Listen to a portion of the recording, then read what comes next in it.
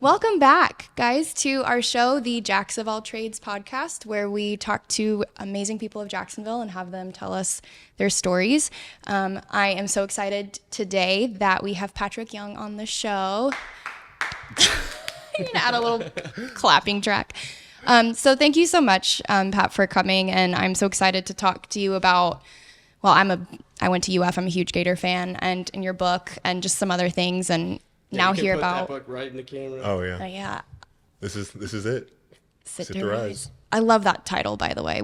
That is just genius. And I'm excited to hear about your new project with Terry. So Yeah. that's really exciting. So I am, like I said, gonna kind of make you feel like I'm singing happy birthday to you, or you're just gonna sit and take it for a minute. But for those of you who don't know who Patric is, yeah, I'm going to get started. So you went to the University of Florida and you played center on the team for all 4 years. Was it 2010 to 2014? 10 to 14. 10 to 14. So Never missed a game. Never missed a game. never missed a game. Yeah. That's crazy. 150. Wow. Wow. I can't say the same for myself and my... But I'm going to brag about you for a second, if that's okay. Go for Look it. at it. So you were SEC Defensive Player of the Year, a 2-time All-SEC team member. You were the league's first 3-time winner of the SEC Scholar Athlete of the Year. If any of these are incorrect, please let me know, by the way. Oh, well, You guided it's all in the the... past for me anyway. It's about what are you doing today? Yeah. Absolutely. You guided the Gators to 3 SEC championships, and you reached the Final Four in 2014. And yeah, so the game that I was at... I believe I want to say it was Auburn. Okay. I looked at the date. I knew the date it was because I had just found out that I got into school, which was Valentine's Day. So whatever game was February 19th, 2014, which I Oh think my was gosh, Auburn. that's amazing. Yeah, that was the game I was at. You want to know? Yeah, go ahead. So I had just found out I got into Florida. My aunt took me to this game. You were playing in it. It was Yeah. a big deal because, we were from Jacksonville. You being from Jacksonville, we kind of went to see you. Yeah. And so I wanted to say thank you for Yeah. being one of my first memories of UF. I was already excited. What do you remember about that game? I remember less about the game than just being on campus and Got being you. starry-eyed. I remember almost every single detail of that game of the Really? year. Yeah. And because that was I was this was the game you were the leading scorer, correct? Am I thinking of That right? I don't remember Okay. exactly, but possibly. If I was trying to cross-reference, so could be, but there might be somebody who can So what's so clarify. cool about that game? That we were the first team to go undefeated in the SEC when it changed from 16 games to 18 games, and Auburn was not very good that year. Mm-hmm. And when you are a team that is number one, you're always going to get the best from everybody. Yeah. You get everyone's best, and Auburn was the last team in the league that year, and they came and played their butts off. Oh Yeah. my goodness, guys that were shooting 20% from 3, knocking down 5, they're just doing all the things that, and human nature kicked in for us Yeah. to look at a team and say they're not that good. We're undefeated at home. We're going to take care of business. Mm-hmm. But what I remember in the beginning of in warm-ups, I hurt my knee in warm-ups, and it's so awful. I sprained my knee, and I went into the training room, and the athletic trainer put this stuff called Atomic Hot. Is that I don't know if that's So think about Icy Hot, Okay. but 5 times worse. Oh God. Oh my God, he just rubbed it all up and down my leg, and it's yeah, my knee doesn't hurt, but I am on fire. But And I played so bad in the first half because I was just babying that knee, and it was a mental battle. 0 points, 1 rebound. And I remember Coach Donovan just calling me out in the second half. In halftime, was are you going to play or what? Pretty much. And Yeah. if you're hurt, then somebody else will come in and can you do it? And I snapped out of it, pushed through. I think I ended up with 17 points and 10 rebounds or something. And what was so cool too, I struggled as a free throw shooter. I hit 2 pretty clutch free throws at the end of that game to help us win. But I do remember it was that. electric. It was remember that. that's probably one of the best games of I had of coming through adversity, pushing Yeah. through, because it wasn't an injury that was gonna it was pain. It wasn't an injury, Right. you know, and that's something that's super important and I would try to get my daughter to understand that. Are you injured or are you hurt? Hurt, yeah. Because if you're dealing with some pain, you know, everyone has pain, aches and pains. Can you fight through it? If you're injured, we don't want you to make it Different worse. story, Obviously, that's a different story. And the mental game in that is so tough because you feel as though that you can provide more, and this adversity that you're actually physically feeling is slowing you down. But hey, at the end of the day, fans, people gambling, they don't care. Yeah. You know, they look at Right. the result. They look at the result of the thing, and they don't know what's going on inside your head. So that's why it takes so much to be mentally tough and to in life as well. In life as well, people are we're so concerned about ourselves. Yeah.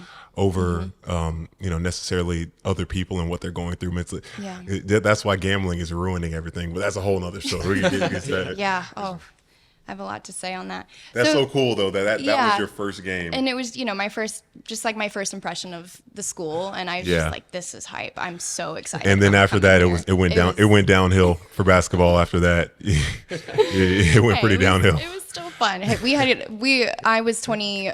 I guess started 2014, 2017, and so we had a really good gymnastics and volleyball team. Yeah, we So did. We sure did. I was good on that one. Football was, Friday Night Heights. yeah. Oh, I loved it.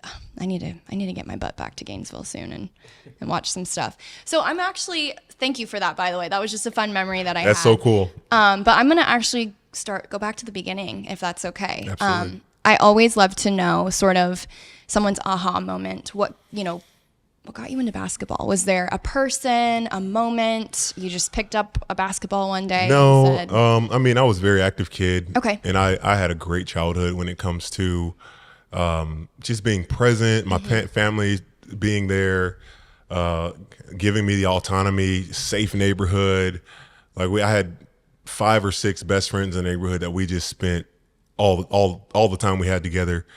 Grew up, as video games and internet was really starting to come at the forefront of our just a society. So, we were really good at just being present, playing games, playing football, and we combined the electronic as well. So we were able just to, we just did life together. And there's nothing I would change about my childhood because they were such good friends. And I'm still friends with some of them today, not in the same way. But, super supportive parents. My mom was a nurse and she worked the night shift for a while. And my dad was a PE teacher. And, what we have to realize with our parents, sometimes they pour out of what they had as kids. And my dad felt as though he didn't get as much of the love and support he desired as an athlete.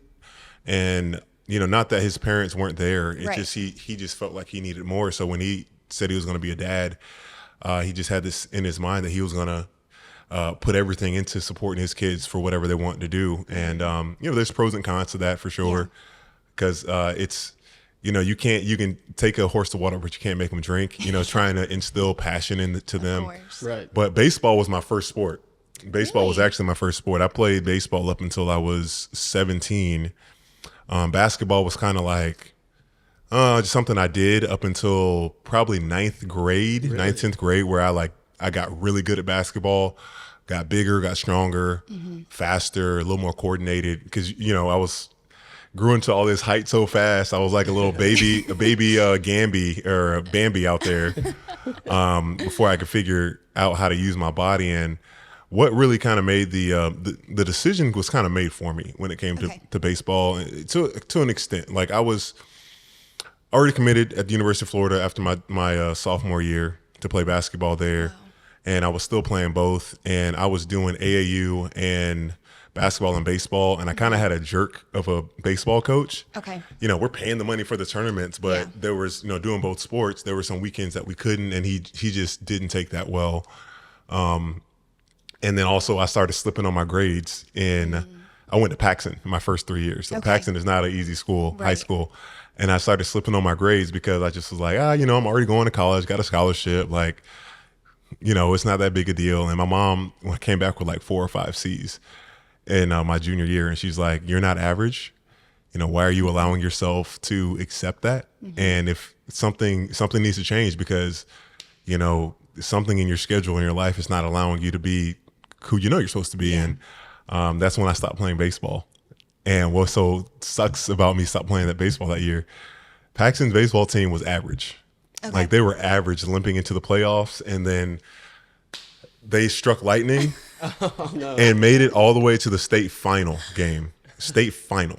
Not Really? the Final Four. They made it to the They made it to the final state game. final. Oh man. Yeah. God, So that you're was- like, Don't know how that happened, but Right. you know, good for them. But you know, that's what happens in life. If you don't take advantage of the opportunities before you and accept being mediocre, you're going to miss out on opportunity. Like it'll affect the results that you see in your life when you just say, you know what, you know, I'm just going to be great at this thing instead of being great at everything that I can. And look, great is just your best. right. It's not perfection. But like, can you walk away from anything and say, I'm giving my best? And that's whatever the result is the result, you know? And that's why, you know, as a public speaker now, I don't judge myself on if I spoke perfectly or had, I was like, did I go up there and give my best? And if I can walk away from that with the answer of yes, then I'll let everything else take care of itself. Yeah, some days 10% is your 100%. Yeah, exactly. And some days 100 is your 100. Exactly so it's right. just- Yeah, I love that. So Sometimes just getting out of bed, you know, Yeah. that's showed up. that's all you got to do. Biggest Yeah. I had that thought today that hindsight really is 2020. You know, you just look back and you're like, oh, you know, like you said, I missed out on that moment, or that teacher was actually a good teacher. Yeah. I just didn't appreciate it. Yeah. You know, things. It's amazing what you can look back on and everything. works Supposed out to so give us a perfectly. reference for how we should, you know, move forward and not Yeah. make the same mistakes. Because you get other opportunities with the same scenarios, and you just don't want to keep looking back and saying, "Oh man, I missed the opportunity," and you know, the glory days are behind me, and the best days are not yet to come. They're behind. No, that's not true. Right. You know, we the best moment for us is now, today, Yeah, and you then learn tomorrow, and you do better. yeah, absolutely. Hope so. Hope so. Hope we know better. We do. If you know better, you should do better, Yeah, right? Absolutely. I love that. Thank you. So I'm going back to a little comment that you made, because my next question was for, I guess I'm being UF specific. The path of recruitment, when did that kind of, for basketball specifically, you said you were recruited in your sophomore year? Yeah, it was going into my sophomore summer. I had no recruitment at that point. Okay. And there was this Reebok headliner camp that it was regional, and then it was a location in Philadelphia. If they saw that they wanted you to come out of the region and go to the place in Philly, I absolutely dominated the one that was here in Jacksonville. Nice. I was like the number one player that they wanted to come. I mean, I dunked on everybody. I dunked on my own teammates. I dunked on my coach. I dunked on the referees, anybody that was in my way. And that's all I had to do. And carried that on to this camp. It was called ABCD camp or something like that in Philly. And all the coaches from like almost every single university was there because they knew they were getting a chance to see some new talent, some continual talent there. And I was on an okay team, but I just control what I could control, because think about it, you know, everyone there is trying to get recruited. Everyone there is trying to be seen and observed. So only one person can have the ball in their hand when you play ball. So it's like, what else can I do to show these coaches that I'm legit? And it was just having a motor, high energy, jumping after every rebound, you know, when dunk the ball hard so everyone sees that you know, just things like that. And I came back home and my mailbox was overfull with recruiting letters from all over the country. It was unbelievable. I didn't know what to, like, it's crazy. Like, all these people want me. They want me to go to their school. And, you know, I'm 15 years old at this point, and let alone, you know, talking on the phone was not one of my things that I was used to doing. You know, I was still nervous talking to girls at that time, let alone talk to some strange man that's trying to court me to come to their school. So I didn't enjoy that part of the process. So I wanted that to be over as soon as possible. And when Coach Donovan came into the picture, it seemed like the easy choice. I grew up a Gator. He was coming off 2 national championships. He sent multiple players to the NBA, and he really wanted me. And I just remember I was on an unofficial visit. I'm going up there multiple times, and in his office, I said, "Coach Donovan, I want to be here. I want to be here with you." And yeah, that was super easy. Yeah, that was super easy, because I just wanted the process to be over. It was the easy choice. My family, Gainesville's an hour and 15, hour and a half away, so my grandparents, they were able to come to a lot of games. My parents came to every game. That's awesome. I mean, it's the memories that my parents have on the side of being parents, of being fans. You know, I have my memories of being a player, but that for them, I'm sure it was amazing for them as well. Yeah. Oh, I can only imagine, because that place is, I mean, it's already electric, just as, even if you're in the nosebleeds. Yeah. Being I can only being imagine there. that So, when you were there for that game, the Auburn game, I remember when we took the lead after hitting a 3-pointer, and everybody is screaming at the top of their lungs. And Auburn, they go to take the ball out, and it's so loud they can't hear what's going on. And the guy that takes it out, he passes it to his teammate that's not even looking, just throws the ball out of bounds. Like, I don't know if I've ever heard the O-Dome louder than that. loud. That yeah. oh, wow. Oh my gosh. I want to go back. Yeah. I want to go back. I'm going to, No, that is something I would like to If you go ever get a back to. chance, what you need to do is go to a Premier League game, Okay. or a EuroLeague or a basketball game overseas. Oh, That yeah. Are they they? put the fan in fanatic. Really? They put the okay. fan in. That Oh is gosh, so it's a religion. interesting. Yeah. Yeah. I would have never Your guessed that. husband will tell you that. They are insane over there. That is true. Oh That my is gosh. So true.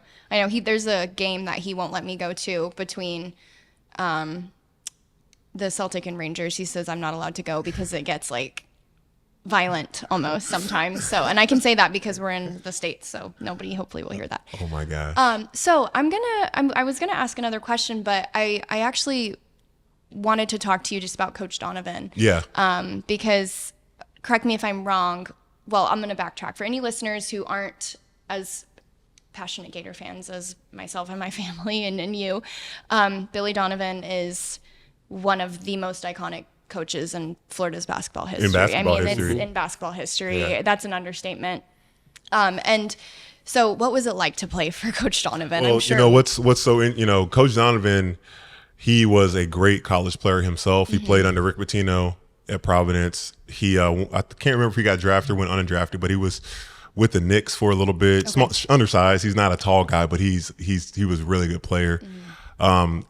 He went into some type of corporate job for a little bit and absolutely hated it. Really? Wow. And then he went to coach with Coach Pitino when he was at Kentucky as an assistant. Then he went to Marshall, where he was head coach for a bit. And then he took the Florida job. And what's so crazy, Florida was a football school only when he took the job. Yeah. Like Coach Pitino told him, don't take the job. Like your career's going to die. It's not going to. Wow. Wow. But it just goes to show when someone has that level of belief in them. And then grit. also, like, Coach Donovan was a madman when it came to recruiting. The rules were different than they are now. And it's a huge commitment for someone that is married with a new family to be on the road 200 days out of the year. Yeah. Because but that was what it took. That was the sacrifice that he and his wife made, and for their family. They've built a beautiful life through the things, beautiful relationships that they have through the game of basketball. And I'm so grateful for that. And, Coach Donovan, one thing about him, he's a straight shooter. He tells you like it is. But he doesn't do it in a way to ever be, arrogant or hold it over your head. But he keeps you from, his big thing is, being in the moment right now, today. Let's make the most out of today. Let's be an everyday perfect. Doesn't matter what happened yesterday. Today is the opportunity we have to make the most of it. And he said right now so many times in practice. Right now. All right, right now. We made fun of that. But, I loved that Coach was able to hold me accountable. Yeah. I had all these external expectations when I came to Florida. McDonald's All-American, comparisons to Dwight Howard, comparisons to, anybody can fill the blank in with external expectations you may have. But I didn't have an internal standard. I didn't know, there's a huge gap between, and it's great. When people put expectations on you, there is a potential that they see that you can fulfill by doing X, Y, and Z. They don't really concern themselves with X, Y, and Z because that's your responsibility. Yeah. That's your responsibility to put the work in, to understand that success requires blood, sweat, and tears. And I didn't get that to an extent because talent and ability had carried me for so far. Right.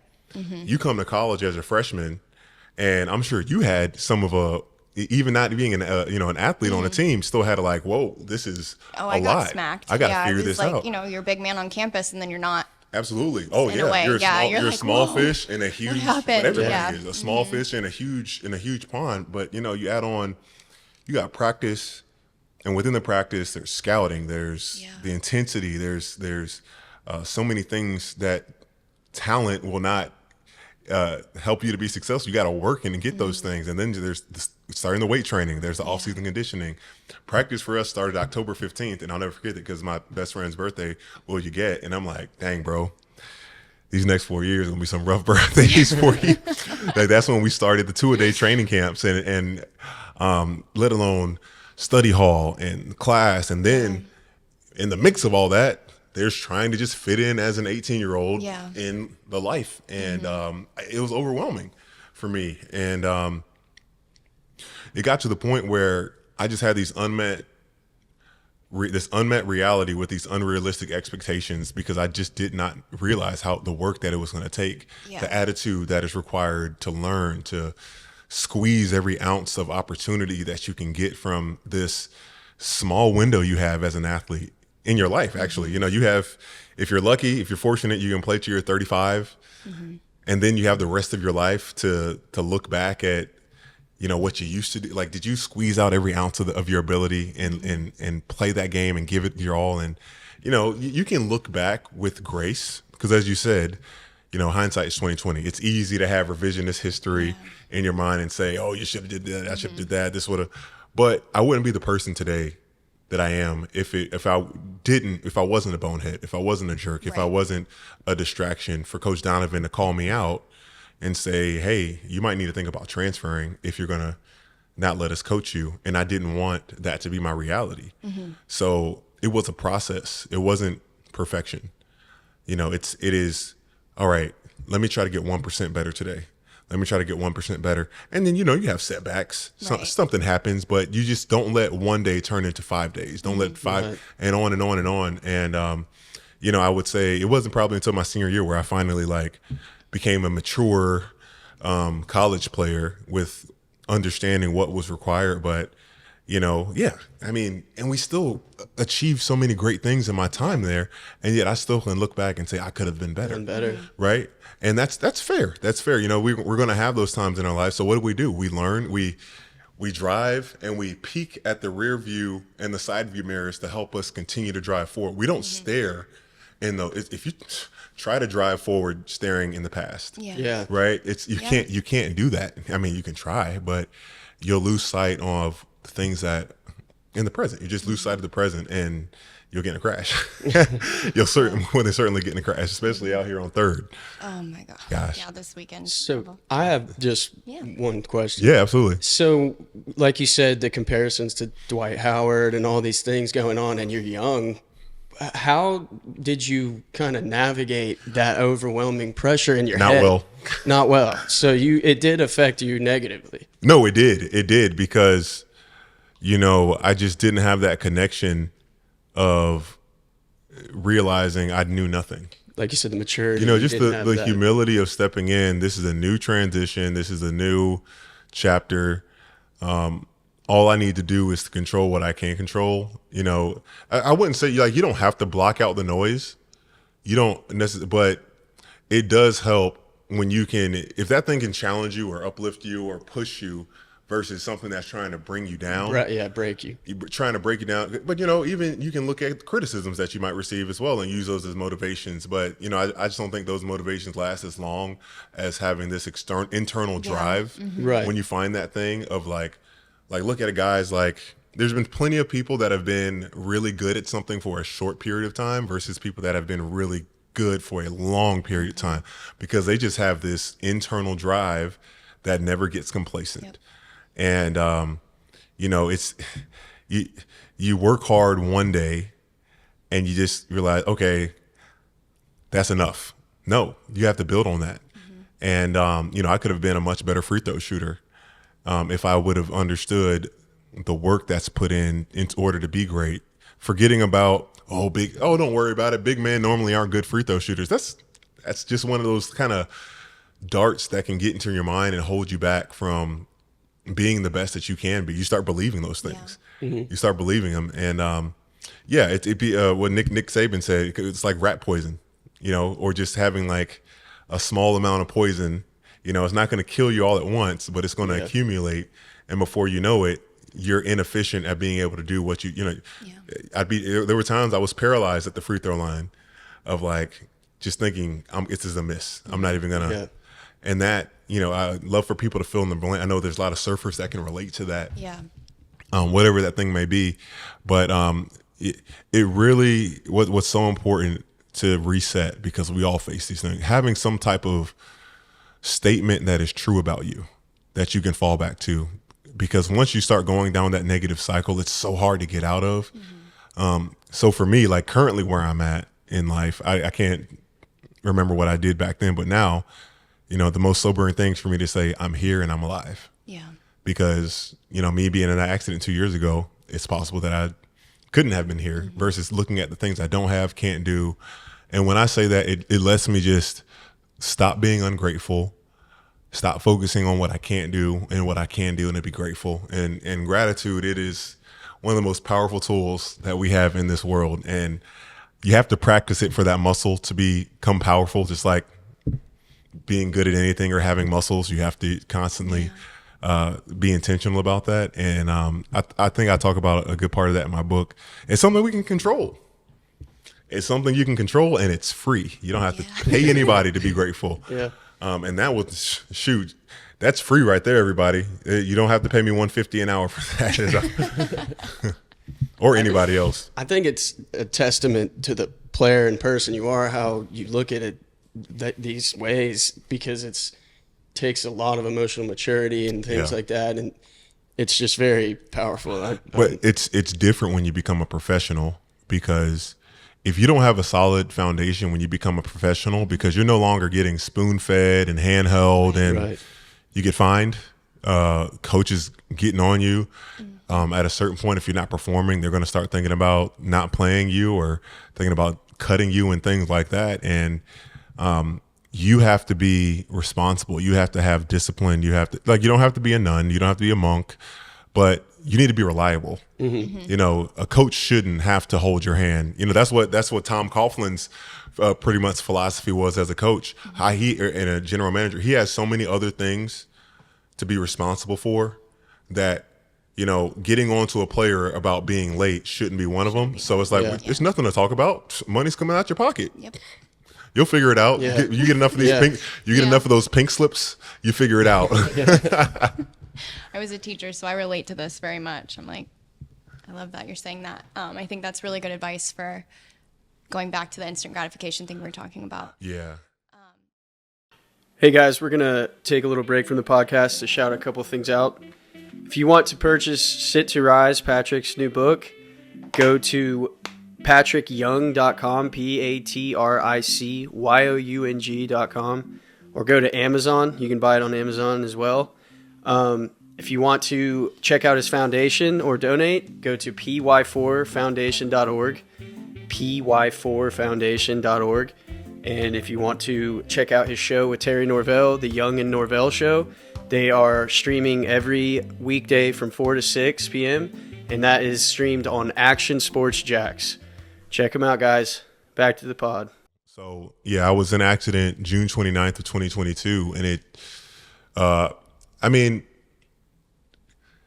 sometimes you say that you're prepared for things to happen in your life, but it's not until you actually experience them, till you know how you're going to respond or react. Because I remember when, you know, my ex-wife and I were doing premarital counseling. It was a book that we were working on, and just there were some scenarios, you know, if this were to happen, how would you handle it? If this were to happen? And a lot of them were just like, I mean, hopefully it doesn't happen, but we'll have to figure out what, you know, what we'll do. And you know, the accident was 10 days before our actual wedding date, which was going to be July 9th. And building up into that, life was great. You know, I finished up playing ball, was close to getting married, developing a relationship with my stepdaughter, working with the SEC network. Just things were in a place, a season in life where things were pretty easy, I would say, for the most part. And it's really difficult, you know, going back I spoke at Church of 1122, the conference. I was there a while back. The moment that was the hardest and the moment that of realization was not at that accident, not the helicopter flight. It was looking in Whitney's eyes when she came in before I went in for surgery. Just this realization that everything was going to be different. And if I didn't have the community around me, if I didn't have this foundation already in my life of any part of gratitude, being able to look at the silver lining, being able to hold on to optimism, regardless of the circumstances, because we're all gonna be faced with circumstances in life that are out of our control. But when we realize that there is a high level of control we have, our attitude, our response, our thought patterns, the things that we're watching or listening to, it can really affect not only our mood, but that around us, the people around us. Because I was the number one affected, but then Whitney, my mom, my dad, Kyla, like they're all just as affected, except they're not physically enduring it. And I would say probably the most important thing, going back to instant gratification, like there's a chance, but it's not guaranteed that I'm going to walk again. I'm believing for it. I've been praying for it. I want that, yesterday if possible. But until that day happens, it could be tomorrow, it could be next week, it could be end of the year, 5 years, 10 years. There was a guy that regained his ability after 30 something years. You don't wait for life to start then when it's not guaranteed. Life is now. And what helps us so much when those things, whatever they may be, come is how are we living our lives on a daily basis? What are our relationships like? How are we showing up for other people? Because if I didn't have those real relationships in my life just to help me get through the hardest parts, my mom, my best friends, they got on a plane and showed up in South Dakota like a day or two after, and the 4th of July was coming up. And this is illegal, I won't say their names, you can't do this. Within like 100 feet or 200 feet, you can't light fireworks at a hospital. But they did it. They got to the perfect sidewalk and they lit fireworks. So I could see them, and they ran off, of course. And I texted them yesterday that, for the rest of my life, no 4th of July will ever be better than the one that I had 2 years ago. And there's a process of being patient. There's a process of grieving that comes in. Yeah, I mean, like I loved playing golf. I loved dancing. I loved still playing recreational sports or lifting weights. Certain things, and grief is different for everybody. Absolutely, there's no timeline you can put on it, but grief is also a positive thing in a sense of being able to look at your life. There was something I got a chance to love.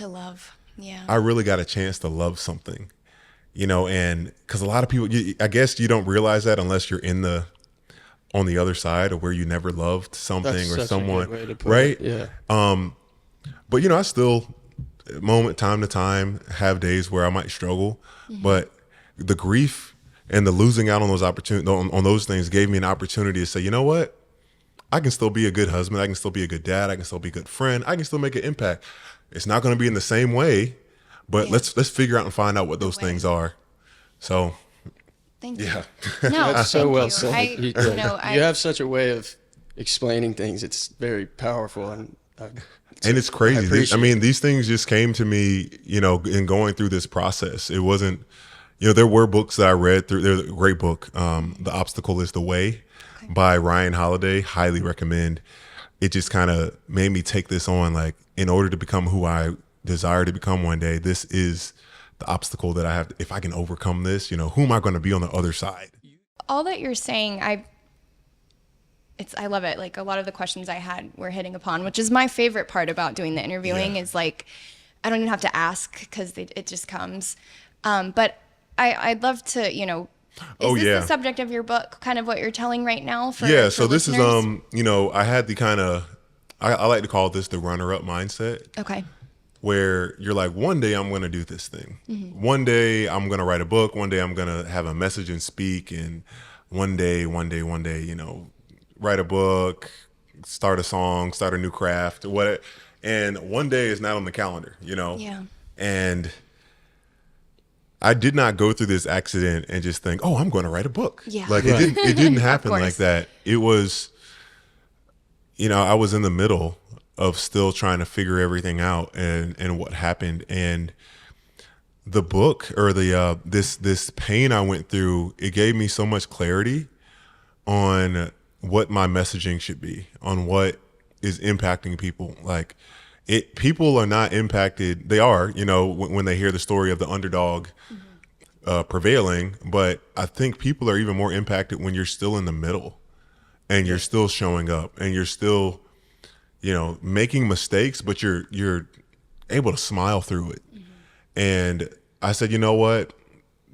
Hopefully I live for a long time, but if I don't, I have to get part of this message out of writing this book. That, the first chapter, I give like a really quick summary of my life up to 30 years. And then everything else after that is everything I experienced after the accident, and storytelling. I'm a big, when I write a book or speak, you present a principle, you give a story, and you give an application. And that's pretty much what my book does. And I put questions at the end of each chapter to get people to think about their own lives. Because it's not a book that I just want people to read and just be like, oh, I read Patric's book. No, I want you to read it and think about your own life in areas where, who are the people around me? Who am I spending my time with? Am I showing up for them? Am I living my life on purpose? Am I stuck in the past? What am I doing today? And, all those things are just, I actually kind of forget sometimes of the things that I wrote in the book, because the last 2 chapters, I was in the hospital when I finished it. Okay. Which was pretty hard to find time to be inspired to I can only imagine. write about the past when you're like in the middle of a situation that you don't want to be in. But again, being in the middle and still showing up, I was 10%. I gave that 10% that I had that day. I wouldn't say I ever felt 100% when I finished writing this book in the hospital, but I said, you know what, this has to get done. And there's one person out there that needs to read this book, and hopefully there's been more than one, but just that, having that mindset that this book will affect one person, it really changed just my approach to it and allowed me to push through that discomfort I was feeling. Thank you. And sorry. I was just going to say that, because I will be reading your book. These are for y'all. These thank are hilarious about these. Definitely. These were lost in the mail, and I had to resend another batch, and they just came back in. I'm like, oh, nice. They're already taking it. Yeah, absolutely. So listeners that do want to read the book, they can find this on Amazon. And on your website. Amazon on the website. You can, if you want me to sign it, obviously you'll have to reach out to me directly on social media or email, I guess. Okay, yeah. Well, I think I have all that in the end of the book. Perfect. I think so. And we'll make sure to include. Yeah, we'll add everything we can to. With our so many followers. Hey, don't discount humble beginnings. Exactly. As you were saying, kind of like the runner-up thing. For me, this was it. This was it. It was like, you can think about this for 2 years, or you can do it and stop worrying about being embarrassed or asking people to be on the show or how people are going to perceive you. You can just do it, and like you said, hope that one person resonates with what you're trying to do.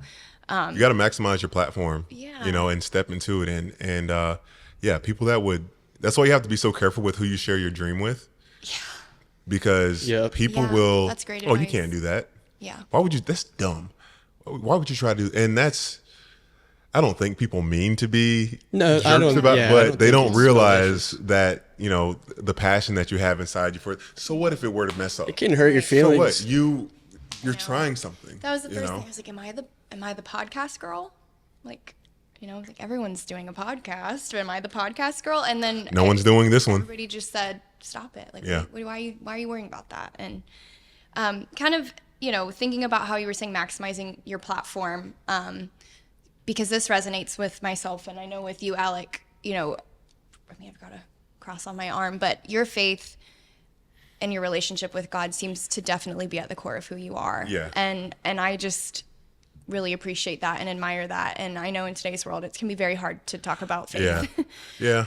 And can you just share a little bit about how your faith has, I know it's in your book as well, so anybody can read that, but how faith has really helped you in your life, overcome adversity, even maybe prior to the accident, just how faith has You know, helped you? when I just look back and, there are parts of regret that I have of not living out what I knew.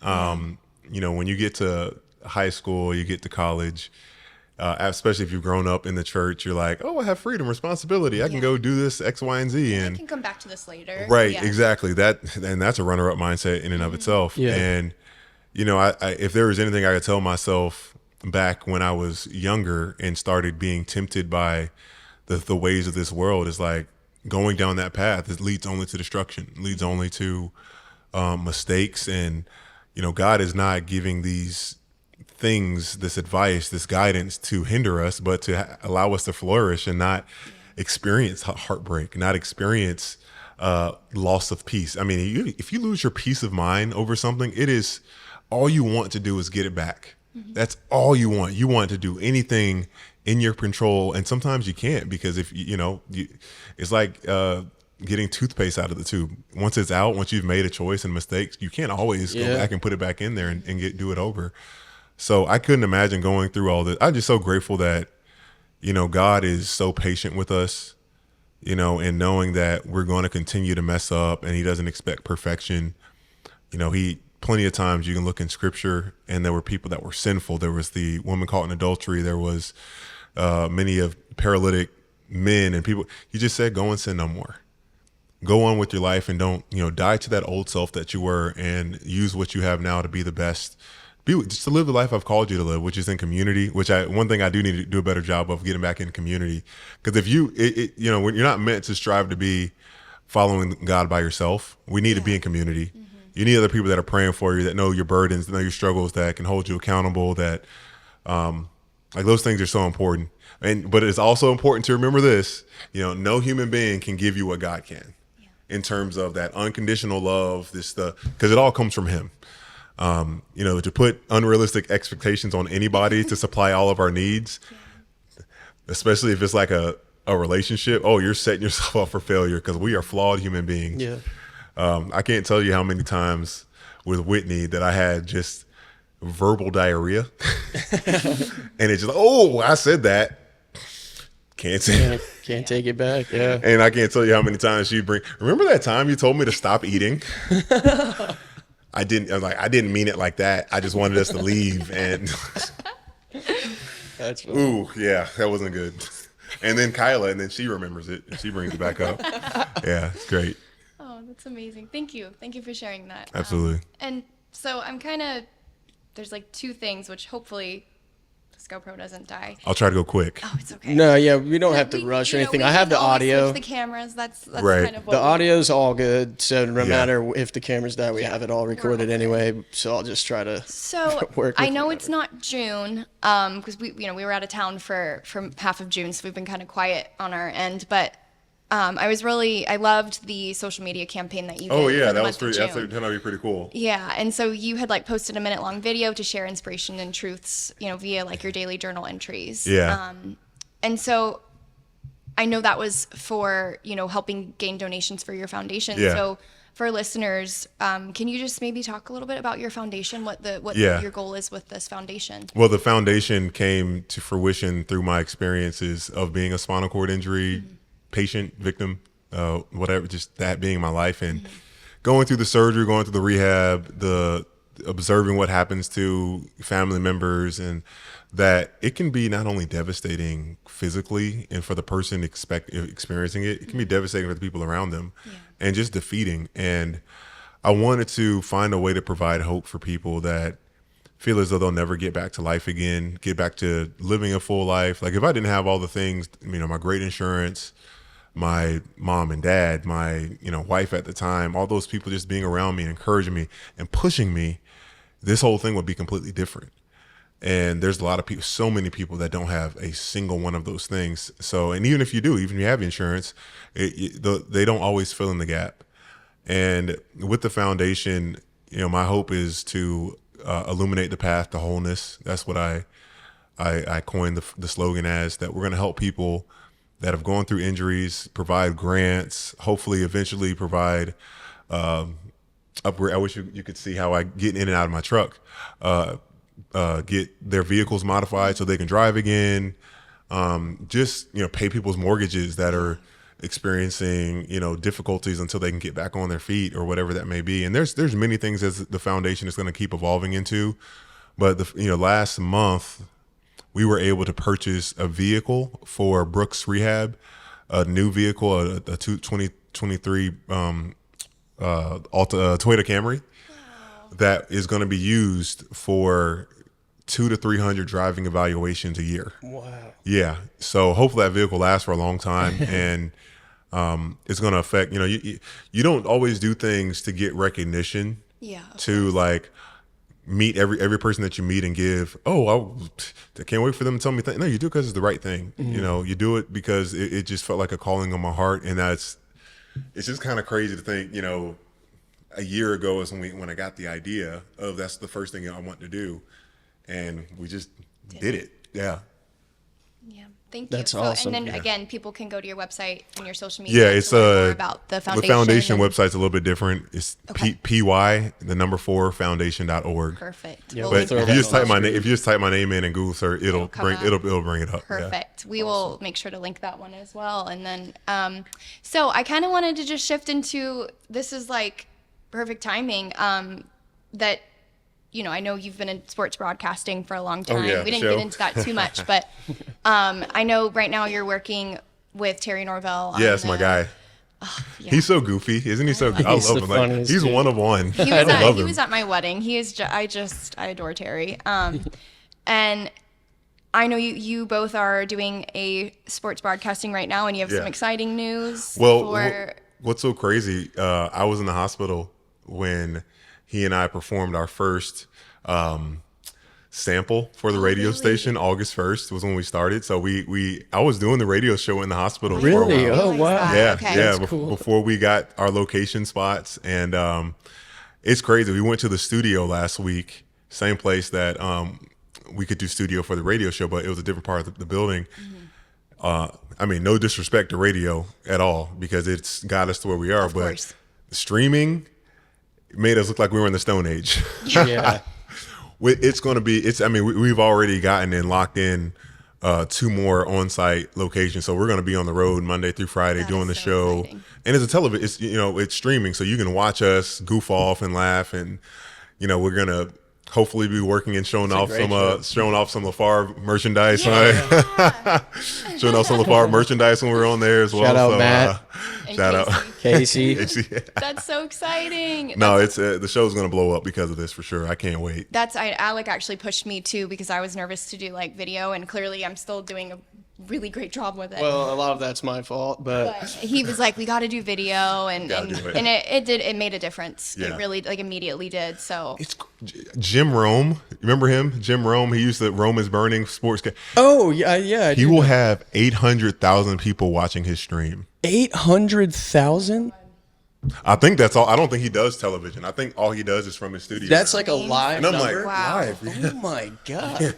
I'm like, who's still Dude, watching that's this like guy? that's like more than some sports getting. 800,000 people. That's crazy. that's crazy. I'm like, we'll take 15, 10 Yeah, know. dude. for Jacksonville. That'd Yeah, be great. that's how we were That's, like, that's you know all we what? need. Me and my buddies have done like Twitch streams, and I'll get like 4 people live. I'm like, yeah. I trolled you once, and you didn't know it was me. Yeah, so I that had no was idea. fun. Oh, you did? I did, That's yeah. great. Oh, that's great. So that's really exciting. So the first one's on Monday. Monday, yeah, we're going to That do the first week is- from studio, 4 to 6 p.m. So we're drive time in That the is so happy exciting. hour. So Woo! And it's if I did drink, I stopped, took a break, but I would happily advertise those drinks over yeah. at Sliders. Hey, I know who can hook you up with that. Maybe someone will just drink it right after we film you acting like you have it or something. Then. That works. Perfect.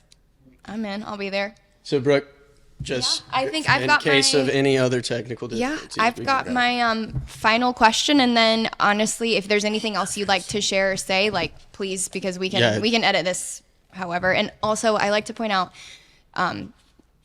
you can keep this or you don't have to keep this, but one of the things that's really important to me in the interview process, which is so difficult with podcasting, because you ask someone to share their story, which can be really vulnerable and Yeah. almost kind of one of my biggest fears is when someone has a personal story like yourself, it kind of coming across as like using that story for the wrong reasons. And so that's always a hard thing.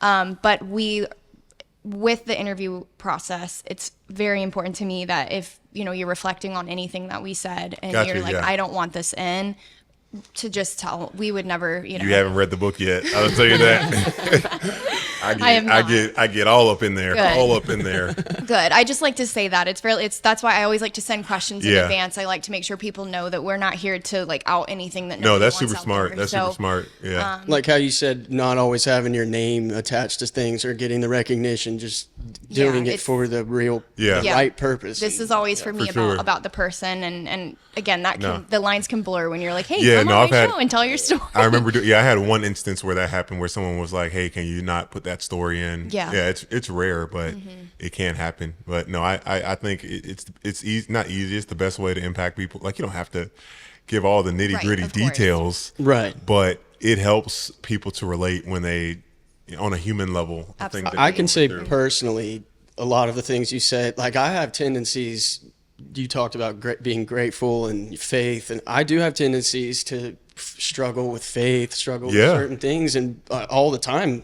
And I think you've given a lot of perspective on things that I don't think I would have without people like you that can say it for me, where I'm like, okay, I needed to hear that. Yeah. And you have a different perspective completely than me. And I can be complaining about my dog took a pee on the house, and I'm like losing my mind. And then but you just have to have the perspective. You don't want to take away from the the real things that you're experiencing. No, definitely. What you're experiencing is real to you. At times we do need to reflect and say like, all right, I need to grow up. It happens because it happens to me all the time. But they say comparison is a thief of joy. I think that's when you're like trying to envy and want something for somebody else. But honestly, sometimes I turn on our local news and I see something that happens, and I'm like, man, they have it so much worse than I do. Let me just, that'll literally snap me out of it. Perspective is so powerful. It's so powerful. And sort of, again, like I said, this is my last question. I ask this of everybody on our show, just sort of in lieu of letting them do their thing and share who they are. But if there's anything else you want to share, obviously, we would love to hear it. But kind of going back to what I had said before, you've given so much wonderful advice this entire time, and we so appreciate that. And I want to say that I want to clarify with that too. These are things that I'm still working through, and even though I can talk about them, there's things that I still have to keep working on and being intentional about. You don't just arrive. It's does a that ever process. end? It doesn't. I don't think that in anyone's life. You're always going to be working on something about like you or instant in your life. gratification that we've been talking about. That's, I think, these are very important concepts people need to be aware of.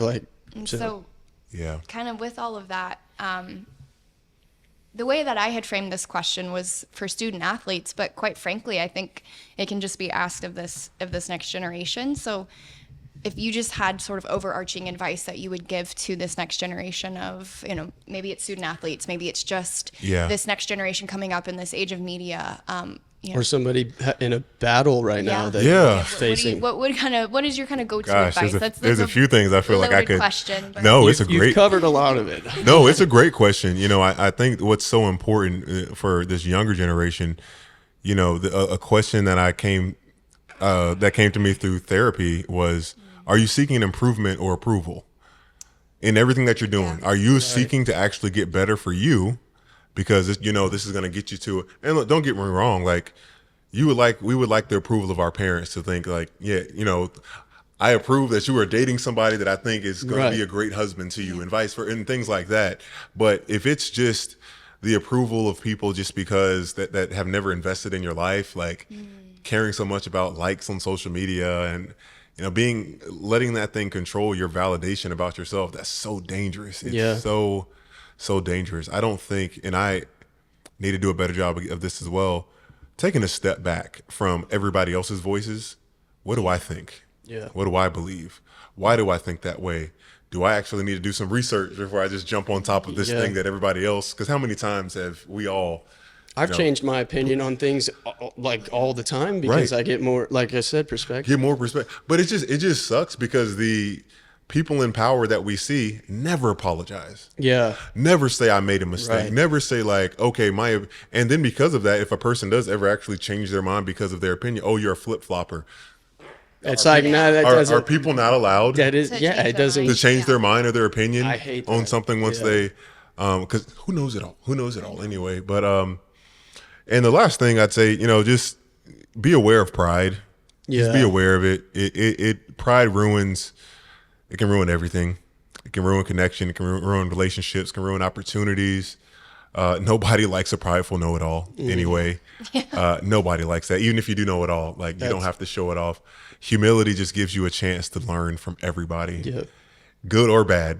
I had some friends that I watched their relationships and like, there's a lot of things I don't want to do. Yeah. When I had a relationship one day because of y'all. Yeah. I'm not going to act like I'm better than them. No, Right. but I see that doesn't work. There are some mistakes other people can make that you'll You can never learn make. from as well. Like there Oh are my those God. certain situations That you got to go through yourself Yeah. for sure. Absolutely. That's a good Well, question. Thank that you. this was such a great conversation. thank you. Yeah, We absolutely. appreciate No, it this is the so highlight. Unless much. there's anything else that you'd like to share, but again, I'm really excited to be able to, share the links to your book, to your foundation, and just I think you're doing wonderful work with that foundation. And Yeah, I know. I can't think of anything. Well, one of the major things that I learned when I was in the hospital is that your platform is where you are now. Because I had to cancel so many opportunities when I was in the hospital last year, and I'm like, oh, I'm missing out on this and that, and Yeah. I could be doing this and that and making an impact, and I just felt so convicted that God was like, you still have a platform right where you're at in that hospital room, and whatever room I was in, 820 or 824, that every nurse and doctor and person that came in, and look, I was not perfect at this, because who wants to be in a hospital for a day, let alone 128 of them? But the impact that the nurses had on me, I had on them, just by my attitude and the things I said, and just being able to smile and make them laugh, and vice versa. Like, I just remember the day that I was so broken down, and Kelsey, my nurse that day, she came and she prayed with me, and she's like, was that okay? And Shout I'm out to I Kelsey. said, Kelsey, that was perfect. And I gave her a copy of my book and wrote her a really nice note after I got out, because she was just, and who knows, I hope that has an impact on her for the rest of her nursing career. I'm sure it will. I really hope it does, because I can't even express to you how dark of a hole I was in when I was in the hospital. So great. Don't go. My advice there, do everything you can to not have to go to the hospital. And if you have to go, advocate for yourself, ask questions, make sure you understand everything that's going on, because doctors they're human beings like us. They're not perfect, and they are practicing medicine, Right. an art that has not yet been perfected. Right.